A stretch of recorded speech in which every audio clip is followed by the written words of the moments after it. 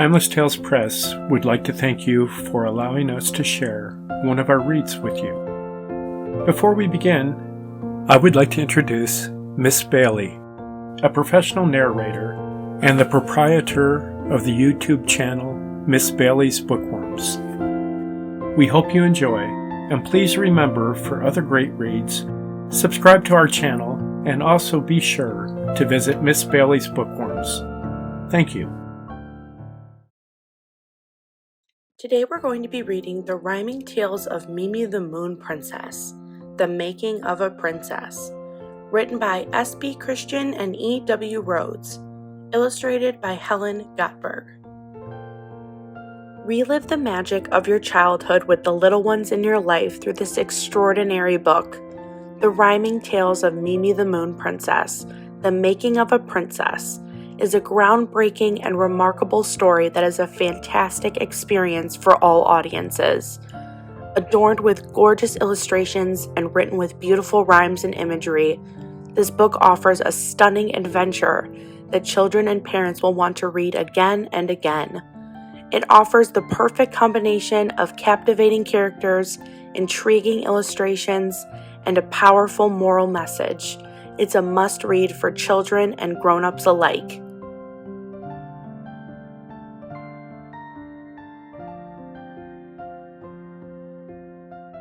A door swings open and Mimi steps out, gazing at the morning moon. A fawn enters the meadow from a nearby wood. Oh, the beauty of early June! With caution, they look at each other, then all doubt disappears. It is the warmth and kindness in their eyes that wipe away their fears. Mimi is but 10 years old, and she has never seen a deer. She whispers with an outstretched hand, "Won't you please come here?" The little buck steps forward. He never says a word, yet Mimi seems to understand, almost as if she heard. In her mind, the words, "I am Chandra." It means God of the moon. I have been left in this world all alone. My parents left me far too soon. I have never been away from the big woods, not until today. I've never seen one like you, but I guess that is okay. One like me? One like me? Mimi laughs. Let's have some fun.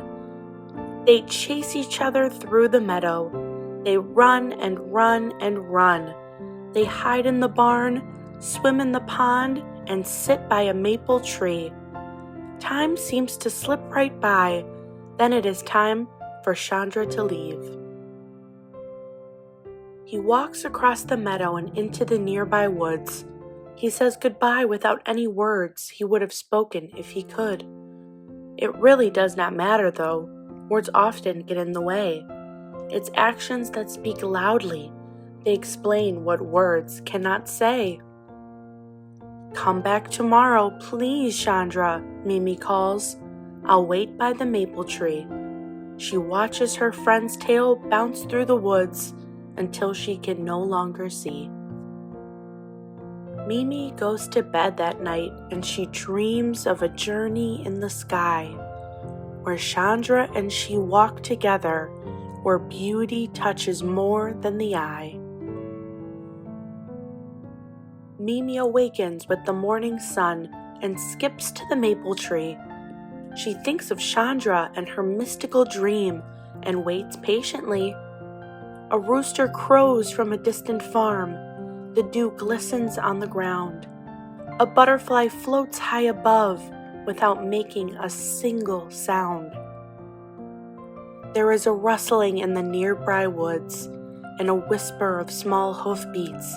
Chandra trots across the meadow to where he and Mimi meet. The young buck brings a forest flower. Mimi grasps it and she beams. "Thank you, Chandra. Please walk with me. I'll take you to my dream." When I closed my eyes at bedtime, you magically appeared. The night was filled with darkness, although the moon was shining clear. The moon's glimmer paved a narrow path that led high into the sky. Where, oh where, did it lead to? there was wonder in my eyes. You raised your head, whisked your tail, and began to lead the way. And though you never said a word, I clearly heard you say, "Follow me, this way please, there's something you must see." We then walked along the narrow path lined with lilac trees. Before long, your pace quickened, and again without words you said, "We must move with haste, Mimi, before the path fades as we tread." I tried to keep up with you, but you slipped away from sight. You returned with the rising sun and said, "We must come back another night." And then I awoke, Chandra. I awoke from my dream. I didn't quite understand what it was supposed to mean. Oh, please tell me, Chandra, where does the path lead in the sky? Why did you run away so fast? Do please tell me why. I've never reached the end of the path, Chandra said without any words. But there's magic when you reach the end, at least that's what I've heard. And it is the light that glows from the moon that makes the path shine so clear. However, when sunlight brightens the world, I'm told the path will disappear. That is why I run so fast when the sun begins to rise. The moonlit path began to fade. I couldn't see it with my eyes. May we try again to reach path's end? Mimi asks with great delight. I want to see the magic. Can we try again tonight? Nighttime soon approaches and Mimi snuggles in her bed. She slips into her dream world, thinking of all that Chandra said. Rather mystically, Chandra appears in Mimi's dream. Together they look to the sky and follow the moonbeams. They walk, they trot, and then they run on the path lit by the moon. But the sun begins to rise again.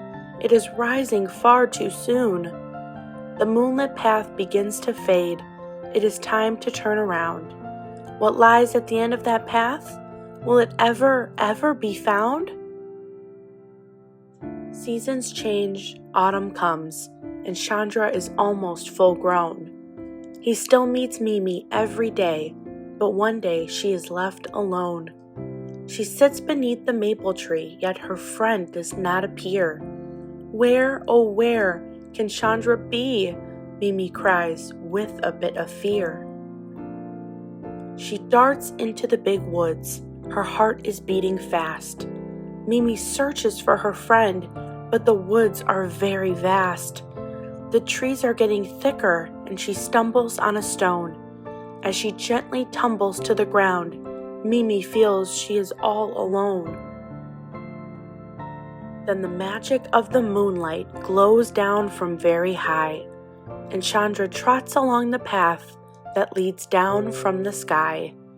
When she reaches Mimi, he nods, and she mounts his back.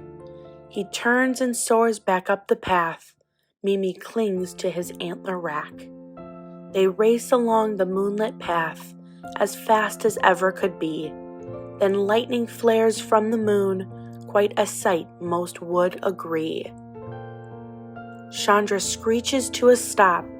He looks upward and finally knows. The end of the path is the moon. His antlers begin to grow. The moon then whispers knowingly, "Chandra, you've been given powers. Your wisdom and your strength shine during the nighttime hours. Your parents granted you magic.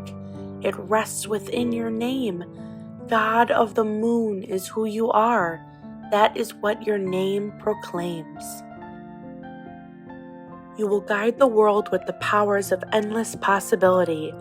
You will show each and every child you meet how dreams become reality. You must find a moon princess, however, to help you along the way, who speaks the language of the children and understands what they say. She will be the princess of the moon, filled with beauty and with grace. She will guide the children of the world to a most enchanting place. She will reign as princess at nighttime, but she will be a child throughout the day. Then the moon shines down on Mimi, and Chandra looks her way. Again, the lightning flashes through the sky, and Luna takes the utmost care, weaving single braids so delicately through Mimi's beautiful black hair. Mimi rises upon Chandra's back, with hands reaching to the sky. She then looks up at the shining moon and asks, "Princess? Me? Oh, why?" "Because you are wise beyond your years," the moon knowingly replies, "and you know everything that Chandra thinks, and that cannot be denied." Of course, being a princess is not easy. One must be thoughtful and have skill to teach the children that by reaching out, their dreams can be fulfilled, and to bring the children together from places wide and far, so they see the importance of differences, no matter what they are. "Yes, I understand," Mimi nods to the moon shining from so high. "But how will I reach the children? And will Chandra be by my side?" "Chandra is the god of the moon, and if you accept this role, the two of you together will make the world more whole. You will reach each child one by one when they go to bed at night, and you will bring them on a journey on the path of the moonlight. You will bring them to a dreamscape that will lie upon the path, a land for all the children of the world where there is no need for any wrath." "I'll become the princess," Mimi says, climbing upon Chandra's back. The young buck rears up on 2 feet, and Mimi clings to his antler rack. They promise the moon, "We'll make you proud.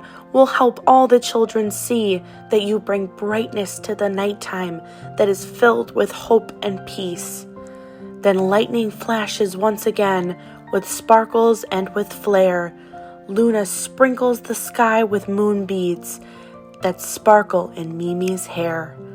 Then the buck spins around and the sun begins to rise. Mimi, the moon princess, rides upon his back, and she boldly cries, "Children, when you go to bed at night and when you close your eyes, Chandra and I will come invite you to join our journey into the sky."